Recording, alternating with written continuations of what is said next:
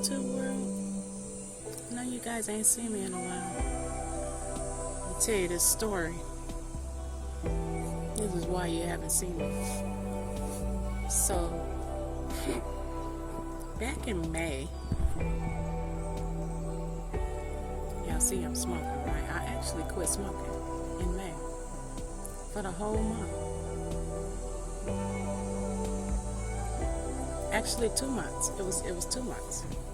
So I quit smoking in May. I was doing good, exercising, doing all the stuff I need to do, right? And my pain was like on 100 because I didn't have any cannabis, so my pain was on 100. So I decided to go to the doctor. Dumb move. But I went to the doc because technically I had to get my annual test done, blood work and stuff. So she gives me this drug. This drug is called Cymbalta. She asked me if I took Lyrica and shit like that before, and I'm like, yeah, I tried a lot of stuff. But I can't take the Lyrica. I have reactions to it. Same as the pain patch. This doctor in Michigan gave me a pain patch. Fentanyl. And it was the lowest freaking dose. The lowest dose. And you change the patch like every 3 months. So, not 3 months, 3 days. I'm going to tell you why that just happened too. But you change the patch every 3 days. So I put the patch on around 5 p.m. And by 8 p.m., man, I had zero freaking pain. I did not know that y'all is walking around feeling the way you do and you freaking complaining. Man, I never knew. I didn't even remember what it felt like to not have pain. I mean, it was a beautiful moment. So I had zero pain, 8 p.m. and then I went to bed. And this was some years ago, by the way. I went to bed. And then I woke up around 4:30 in the morning, and I was beyond sick. I was throwing up. I couldn't see. The world was spinning.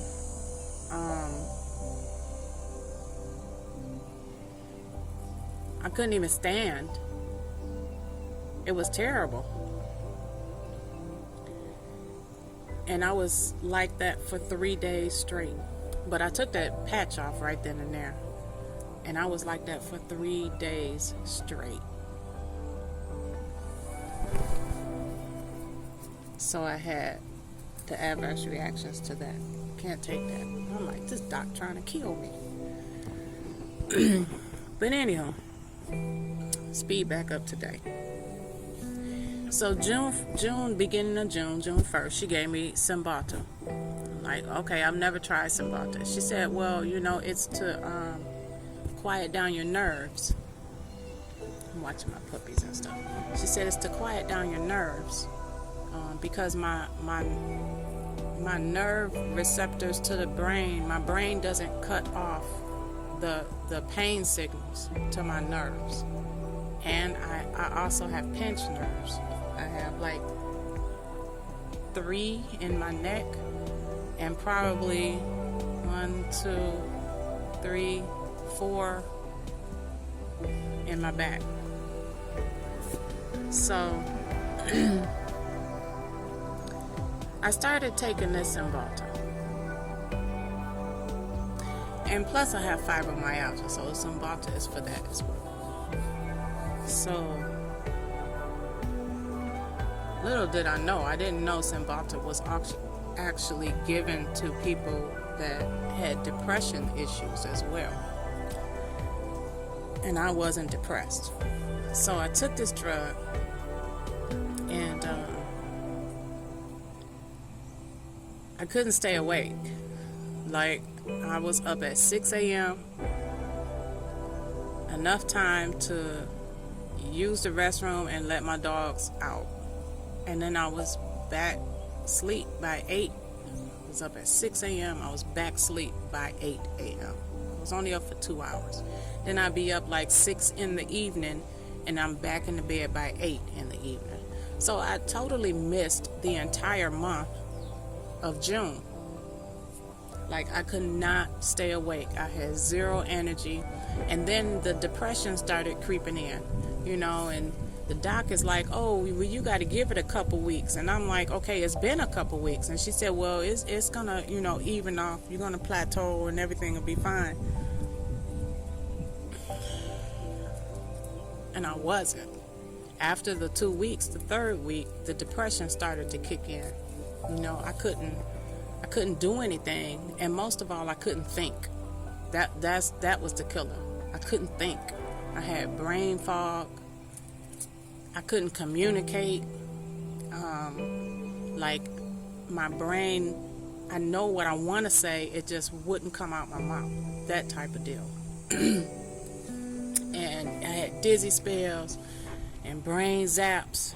And the only way I can describe the brain zaps is you get them when you violently vomit.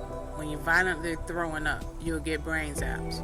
Because that's what I can relate it to. So anywho, or if you have a really high fever, you'll get brain zaps.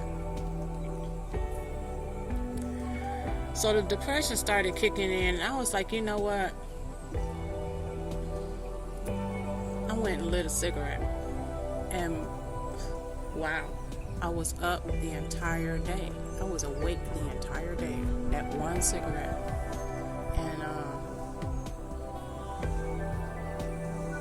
plus it kind of put the wall up for the depression. I don't know how, but it did. And I stopped that drug at the end of June. I stopped taking it.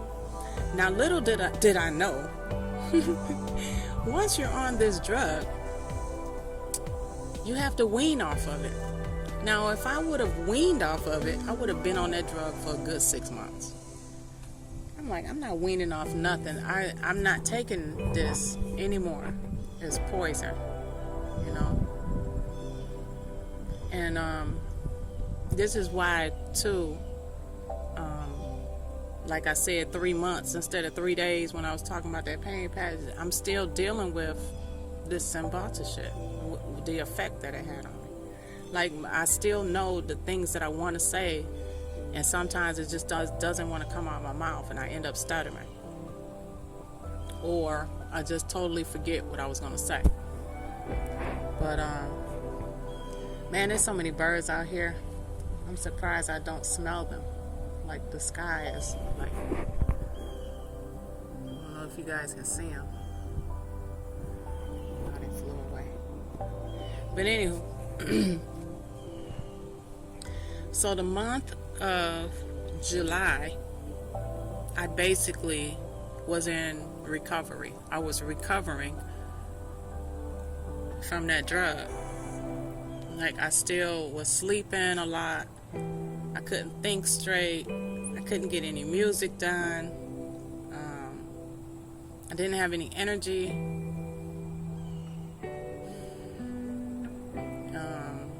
The brain fog, the brain zaps. Of course, the pain was back. And it really never took away the pain, The only way I can say it took away the pain is because I was asleep the whole month. Anywho, the month of July, I spent recovering, trying to get myself back together. And I didn't start feeling normal or back to normal until the end of last month, the end of August. That's when I started feeling normal again. And I'm like, bump that. I mean, I was still in pain, but I still felt 100% better before I saw the doc. Just doing the cannabis.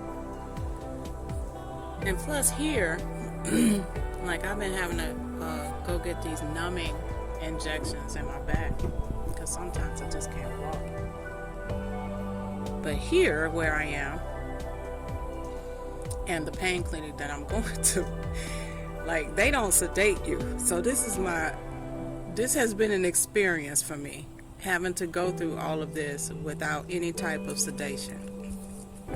I mean, before I moved here, it's like I go in, they put me to sleep, do what they gotta do, I'm up and I'm out of there, and I didn't feel a thing, right? But here, it's like, it's torture. It is just torture to be awake and feel them sticking things in your back, messing with your nerves, you know? And it's like when you touch the nerves, it's like electricity straight through your body, pain straight through your body. So I'm going to get a rhizotomy again, but this time it'll be the first time I'm getting it done without any sedation. So pray for me.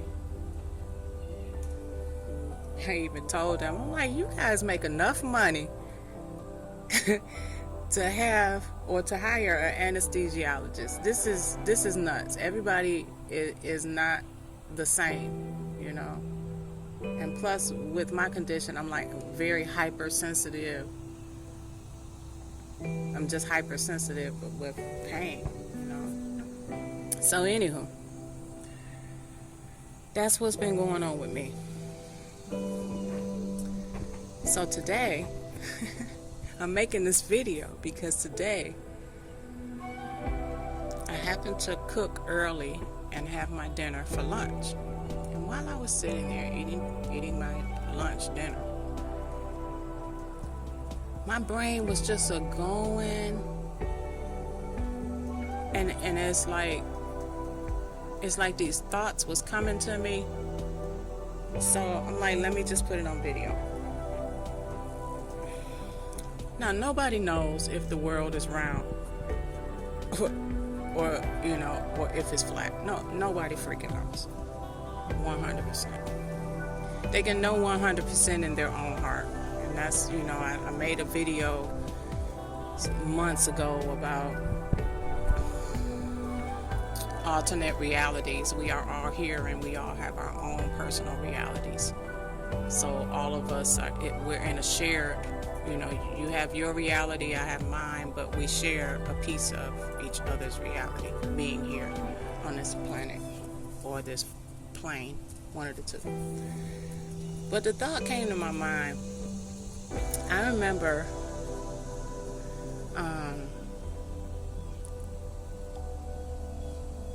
watching a documentary, his science documentary about the universe or whatever, and they were showing the planets, the size of each planet, and the theory that every planet came out of the largest planet. Like, the largest planet birthed a smaller planet, and then that planet birthed another planet, and then that planet birthed another planet.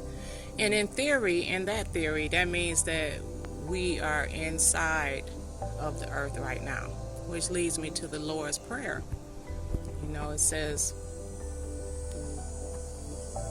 in earth as it is in heaven. It doesn't say on earth, it says in earth. So are we in the earth? That was one thought. But I started thinking about this plane. And I was talking to, I mentioned it to someone the other day.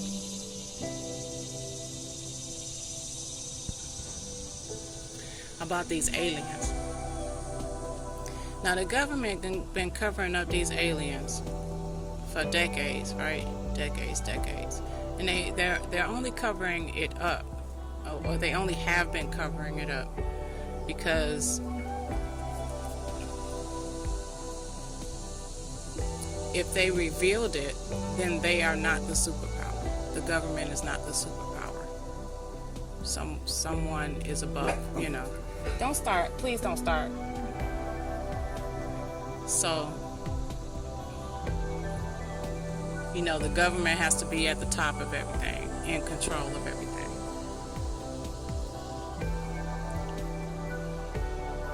And they always said that if they let that out the bag, it would be utter chaos on earth.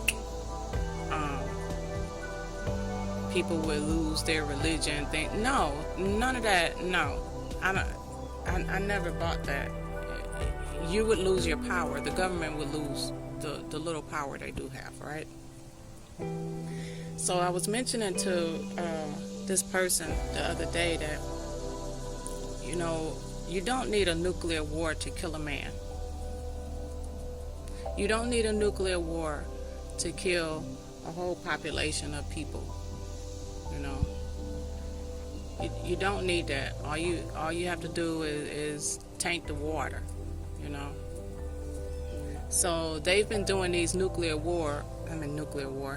weapons, and they also have been, testing nuclear weapons in space. Why?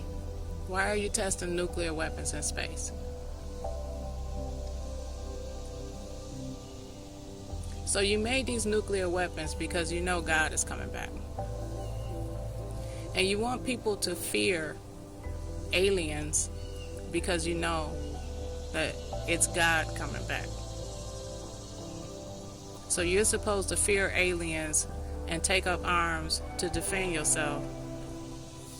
And they want to trick you into fighting God and his angels.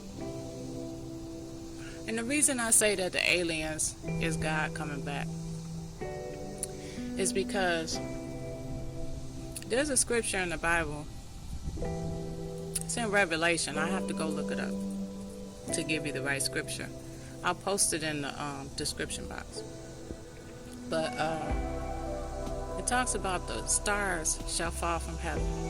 Now, out of all the things that I could fathom in my mind of the way Revelation depicts things, that part, I couldn't wrap my head around it. But now I kind of can. Now I can, the stars shall fall from heaven. So we have wandering stars.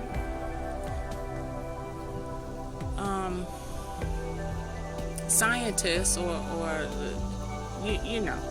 they teach you that the wandering stars are our planets. And our planets are not the wandering stars. If planets are wandering stars, then why isn't Earth called a star? Earth is never called a star. Mars is never called a star. Jupiter isn't called a star. They're planets, right?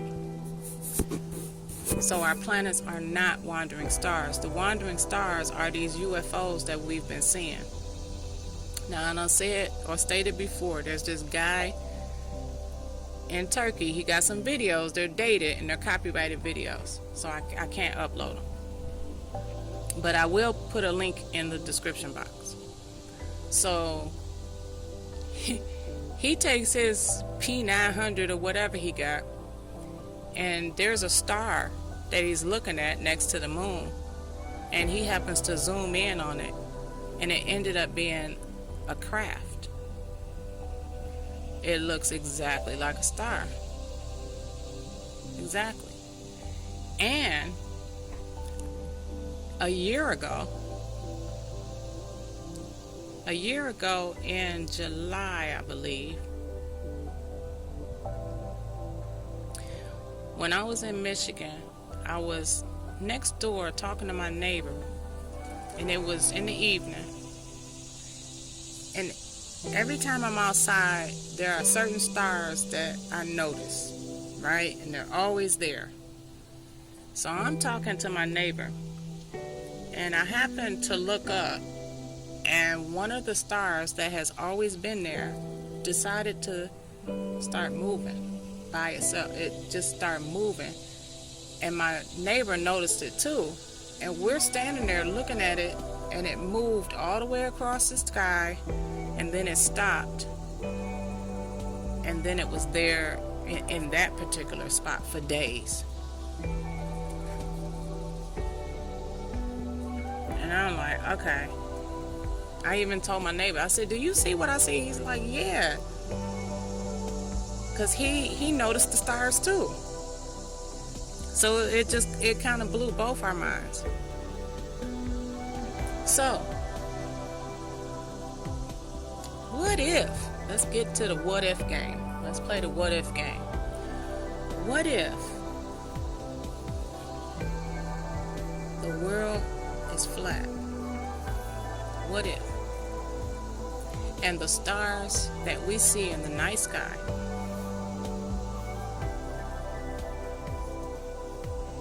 are all spacecraft, are all UFOs, all alien spacecraft. What if? What if they are, all the stars that we see are just sitting underneath a gigantic mothership? I mean, let's not make God little, because as far as we know, we could be the size of ants to God. We don't know, but we could be.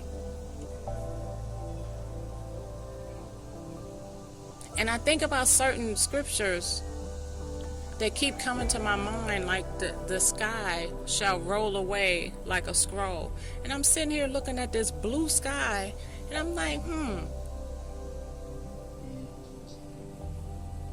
maybe the blue sky is a cloak. Saw them birds again.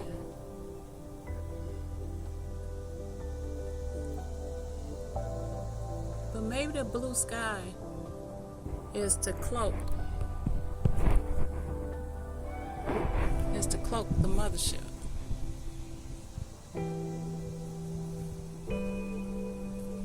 The sky shall part and roll away. I mean, what if the Great Rift is the scar where it opened before, back in Noah's day, where the rains came down?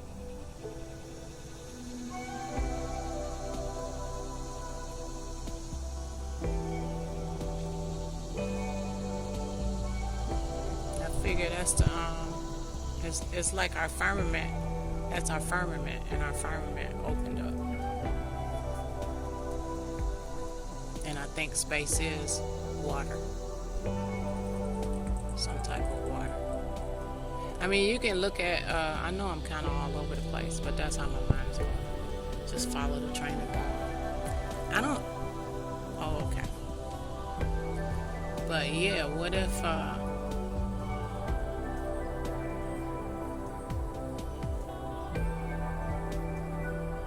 don't know, lost my damn train of thought. Stop it, Becky. So, yeah, that's what I was thinking about when I was sitting in there.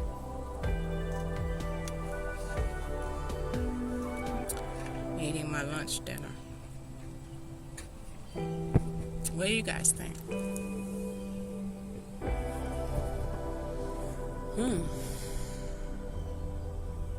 It's pretty heavy. But it also, you know, the Bible states the wandering stars, they left their first estate, which was they were fixed like the other stars. Maybe they were just fixed underneath that mothership. You know, and plus I think the movies tell us a lot of things.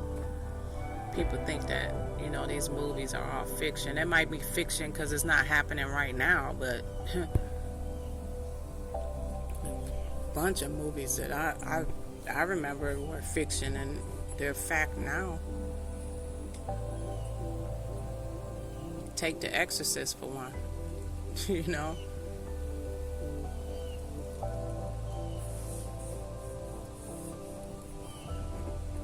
I hope you guys are doing well, though.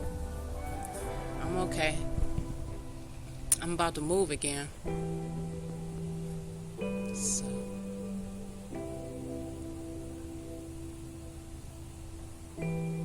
About to get out this apartment and move into a house so my puppies will have a backyard.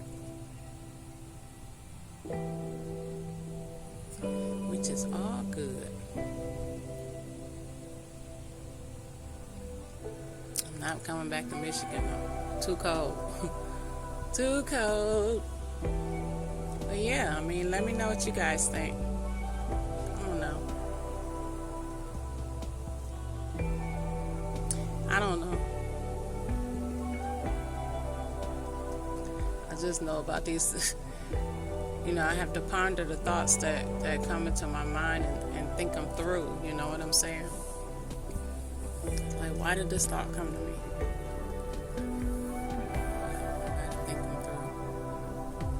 But I had to get on here and let you guys know I'm still breathing. And thanks for coming to my channel. I hope you guys are enjoying the music. And till next time, I'm going to try to start doing some more narrative vids. Especially after I settle, though. You know, I'll be moving in like, you know, probably I'll be moving by November. So I got to go. A lot of packing and stuff to do, so I'll be kind of busy until then. But once I'm settled, I'll be back. But until then, I'll try to keep bringing you guys some musical content and pray for you guys. Please pray for me as well. Love you guys. Bye.